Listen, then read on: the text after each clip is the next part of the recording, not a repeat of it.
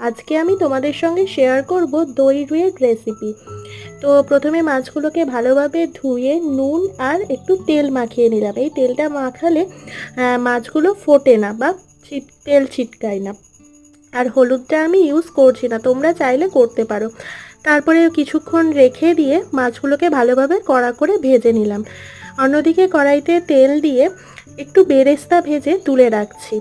এবারে মিক্সার গ্রাইন্ডারে পেঁয়াজ আর টমেটো ভালোভাবে পেস্ট করে নিয়ে তেলের উপর একটু শাহি জিরা ফোড়ন দিয়ে ওই পেস্টটাকে দিয়ে ভালোভাবে নাড়িয়ে দিলাম। এরপরে একে একে অ্যাড করলাম আদা রসুন কাঁচা লঙ্কার পেস্ট, নুন, ব্যালেন্স করার জন্য একটু চিনি, শেষে দিয়ে দিলাম আগে থেকে ফেটিয়ে রাখা টক দই। ভালোভাবে কষিয়ে নিয়ে মশলা থেকে তেল ছেড়ে এলে মাছগুলোকে দিয়ে ইচ্ছা মতন একটু ক্যাপসিকাম অ্যাড করলাম। আর নামাবার আগে বেরেস্তা গরম মশলা